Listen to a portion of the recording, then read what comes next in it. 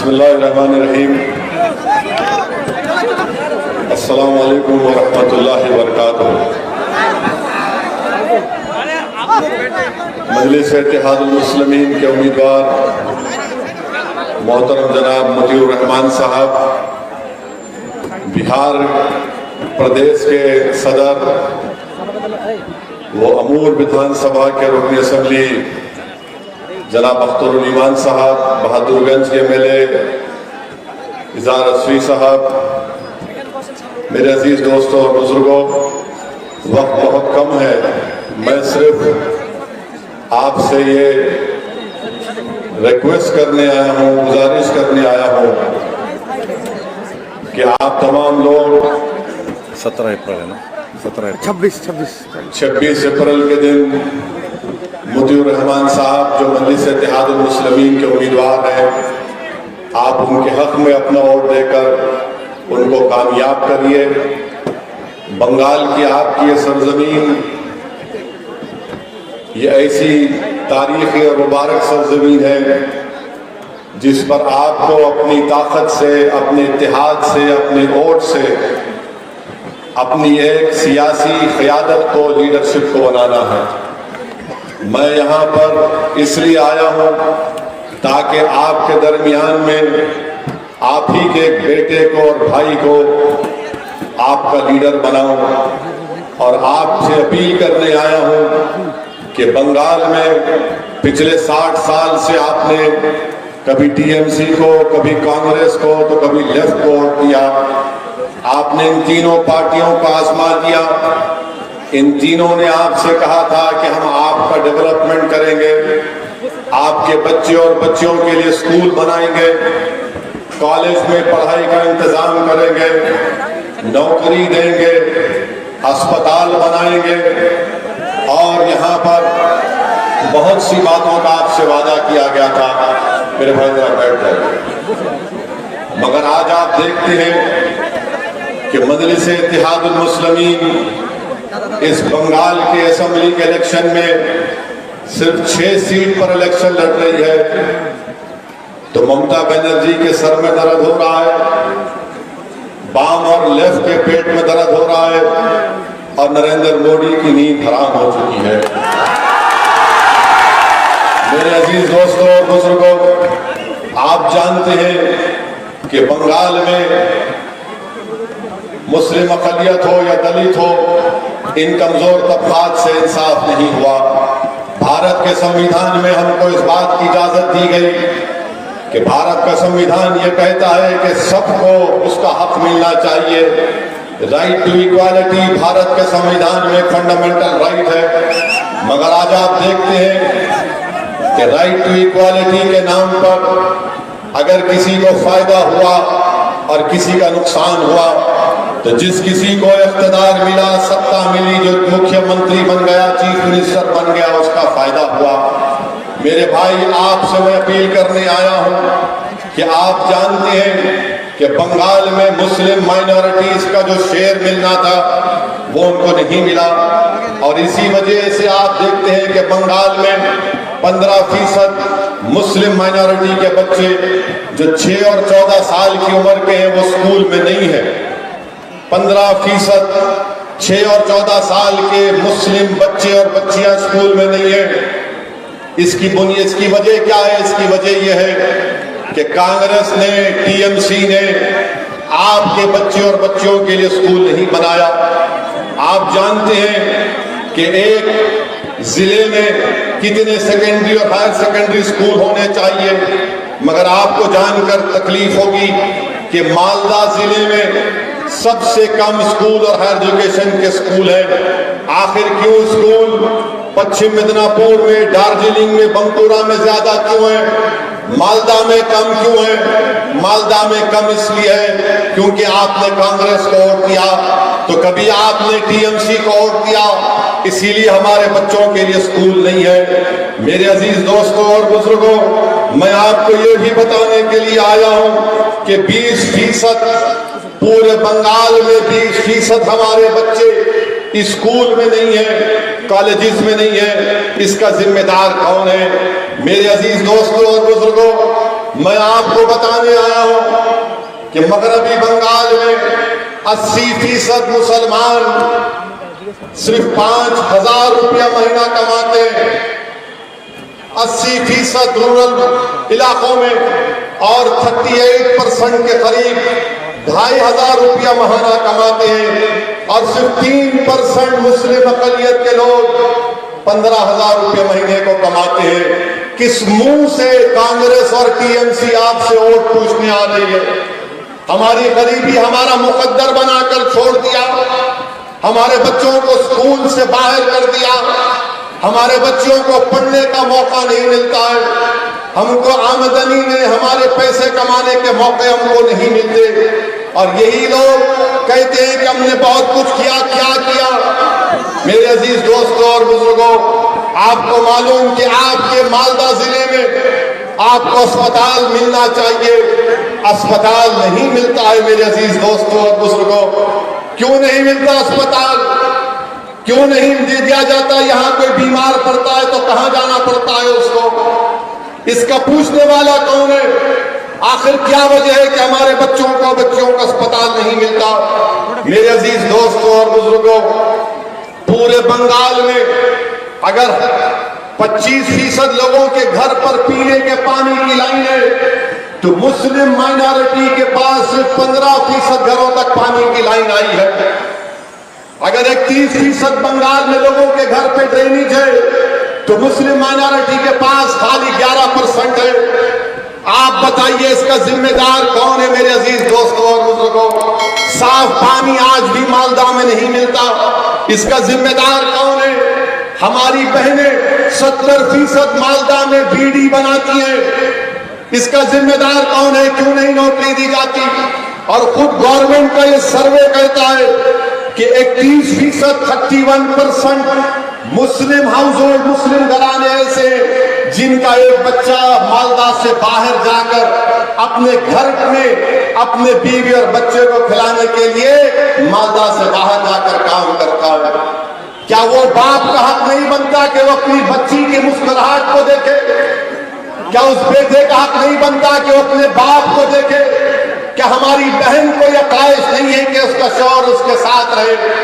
बताओ मेरे अजीज दोस्तों, ये आपकी बर्बादी की दास्तान मैं आपके सामने रख रहा हूं। जब मैं ये तमाम आदत और शुमार आपके सामने रखता हूं तो ममता बनर्जी को गुस्सा आ जाता है और ममता बनर्जी गुस्से में आकर कहती है असदुद्दीन ओवैसी बीजेपी से पैसे लेकर आ रहा है। मैं ममता बनर्जी को कह रहा हूं, ममता बनर्जी याद रखो, मेरे दिल का हाल अल्लाह जानने वाला है और मैं तुमको जवाब दे नहीं हूं, मैं अल्लाह को जवाब दूंगा। मगर ममता बनर्जी, तुमको एक बात बता रहा हूं, मैं मालदा को आया हूं, बंगाल को आया हूं, जब तक जिंदा रहूंगा बंगाल को आता रहूंगा, मंगलेश को मजबूर करता रहूंगा, यहाँ के गरीब आवाम के इंसाफ का मुतालबा करूंगा, यहाँ के गरीब आवाम के हक को दिलाऊंगा। और ममता बनर्जी बताओ, अगर तुम्हारे पास प्रूफ है मुझे पैसा मिला है तो मैं तुमको कह रहा हूं ममता बनर्जी, जितना भी पैसा मुझे मिला मैं 99% तुम्हारे भाइयों को दे देता हूं, तुम रख लो उसको। ममता बनर्जी ने बंगाल में करप्शन को आम कर दिया, कोई गरीब का काम नहीं होता जब तक पैसे दिए, और ममता बनर्जी पैसों की बात हमसे करती है। ममता बनर्जी क्या कहती है? माइनॉरिटीज कहती है ममता बनर्जी, माइनॉरिटीज मुत्तहिद हो जाओ और मुत्तहिद होकर वोट दो। ममता बनर्जी, मालदा की सरजमीन असदुद्दीन ओवैसी तुमसे पूछ रहा है, क्या तुमने नहीं कहा था कि तुम एक हिंदू ब्राह्मण हो? क्या ममता बनर्जी ने नहीं कहा था कि हिंदू ब्राह्मण है? क्या ममता बनर्जी ने नहीं कहा था कि उसका गोत्रा छांट लिया है? तो ममता बनर्जी हिंदू ब्राह्मण से नहीं कहती, जिसका गोत्रा छांट लिया उनसे नहीं कहती कि आप मिलकर मेरे को वोट दो, मगर माइनॉरिटी से कहती है मिलके वोट दो, मेरे को वोट दो।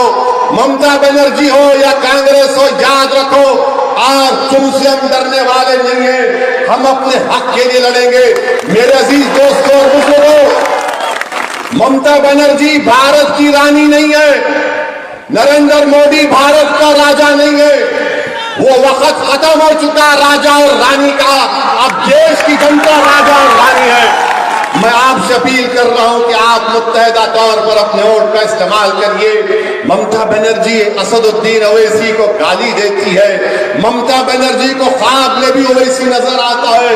मुबारक हो ममता बनर्जी आपको, आप जितना मेरा नाम लेंगे, जितना मेरे नाम से कहेंगे अच्छी बात है, क्योंकि ममता बनर्जी देख चुकी है कि जिस जगह पर मंजलिस जाती है, जिस जगह पर ओवैसी जाता है, ओवैसी पीछे हटने वाले का नाम नहीं है। ममता बनर्जी कहती है कि हैदराबाद से एक आदमी आया है पैसे लेके। ममता बनर्जी को नहीं मालूम, हैदराबाद की तारीख ममता बनर्जी नहीं जानती है। हैदराबाद का एक शख्स था जिसका नाम अहमद हसन सफरानी था। ये वो अहमद हसन था जिसने नेताजी सुभाष चंद्र बोस के साथ जर्मनी में था। ये वो हैदराबादी था जिसने नेताजी सुभाष चंद्र बोस के साथ जर्मनी से एशिया तक सबमरीन में था। ये वही हैदराबादी जिसका नाम अहमद हसन सफरानी है, जिसने जय हिंद का नारा दिया था। ममता बनर्जी हम वो लोग हैं जिन्होंने भारत को जय हिंद का नारा दिया था। ममता बनर्जी बीजेपी का डर दिलाती है। ममता बनर्जी ने बीजेपी को बंगाल में लाया। ममता बनर्जी ने अटल बिहारी वाजपेयी गवर्नमेंट की तारीफ की। ममता बनर्जी ने आरएसएस से समझौता किया। 5 साल पहले जब यहां पर असेंबली इलेक्शन हो रहे थे तो ममता बनर्जी और बीजेपी का अलायंस था। ममता बनर्जी कहती है कि मुसलमान गाय की तरह है, गाय हमको दूध देती है, कभी लात मारे तो उसकी फिक्र नहीं करना चाहिए।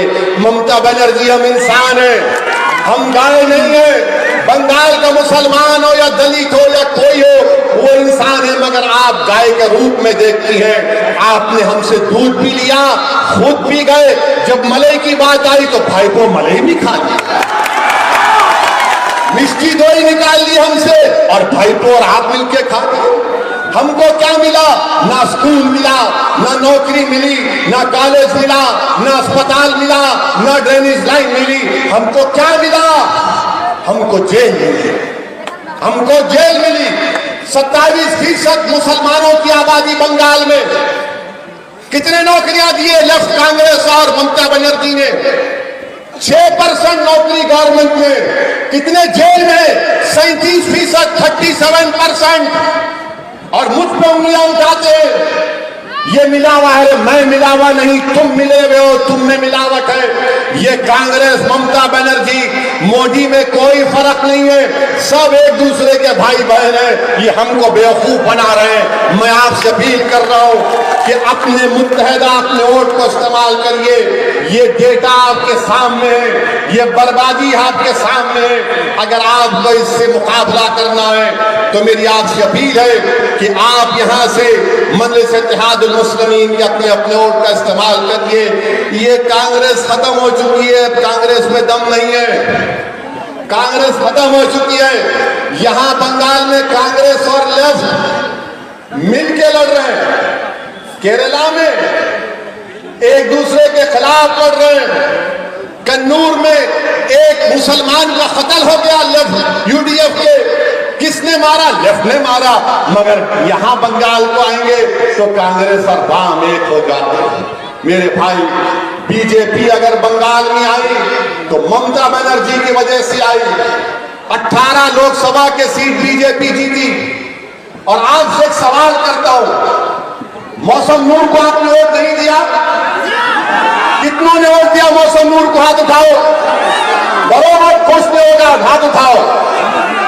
फिर कैसा जीती बीजेपी? मैं तो नहीं था ना, मैं तो नहीं लड़ा ना इलेक्शन। आज ममता बोल रही है ओवैसी आया, ओवैसी, अरे ओवैसी दूल्हा है, आते रहेगा इंशाअल्लाह ताला। मौसम नूर क्यों हारी? इसलिए हारी कि ममता बनर्जी के लोग खुद बीजेपी को वोट दिए, इसलिए मौसम नूर हार गए। अब आपसे अपील कर रहा हूं कि इस इलेक्शन में आपको अपील कर रहा हूं कि आप मेरे भाई को कामयाब करिए। ये हमारा गरीब है मगर दिल का अमीर है।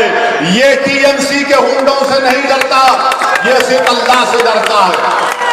मेरी आपसे गुजारिश है कि बीजेपी को भी हराना है। कौन कह रहा है बीजेपी को मत हराओ?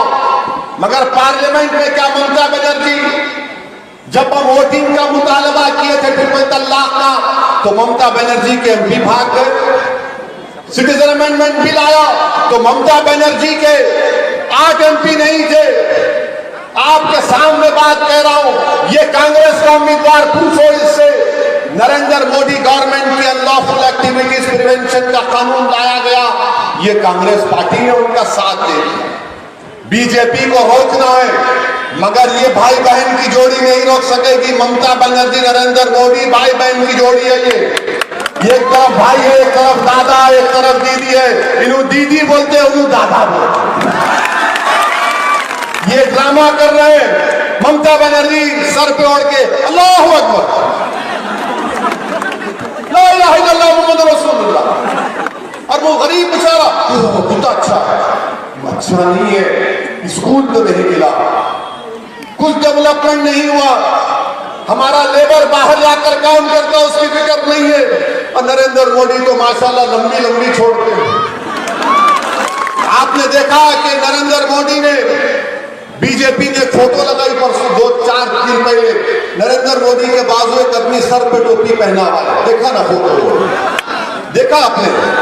मोदी के बाजू एक सर पे टोपी है और नरेंद्र मोदी से कान में सब कुछ कह रहा है, देखा ना फोटो? हमारे मीडिया के दोस्तों ने पूछा, ओवैसी क्या कहोगा वो मुसलमान? मैंने कहा मुझे नहीं मालूम वो मुसलमान है नहीं, आपको मालूम तो नाम बताओ, बंगाल में कहां रहता है? तो बोले क्या बोला होगा? मैंने कहा होगा मोदी जी मेरी तरह की टोपी कब पहनेंगे अपने सर पे, देश को कब मोदी? इसने पूछा और क्या कहा? तो मैंने कहा, उसने कहा होगा मोदी जी हम बांग्लादेशी नहीं, हम भारत के हैं।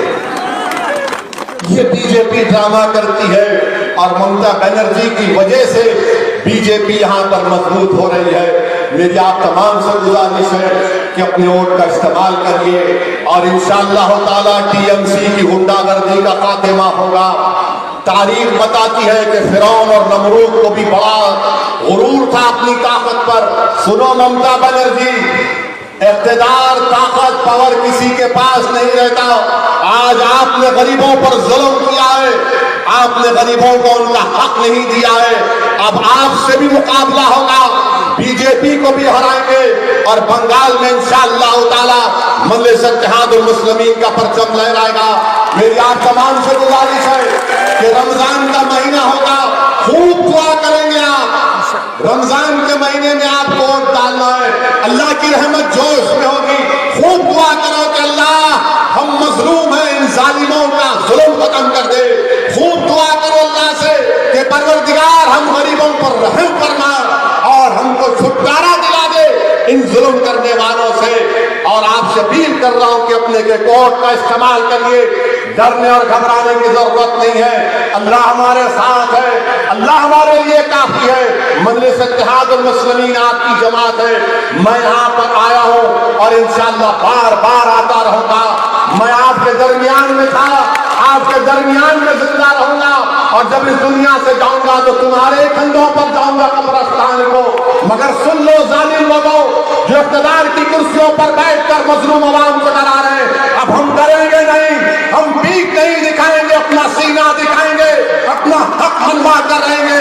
भारत की जमहूरियत हमको अपना हक मनवाने का मौका देती है।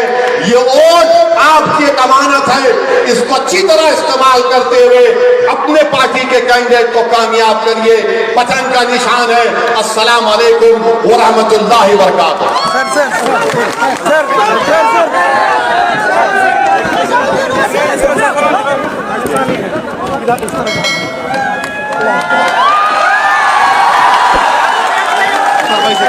सर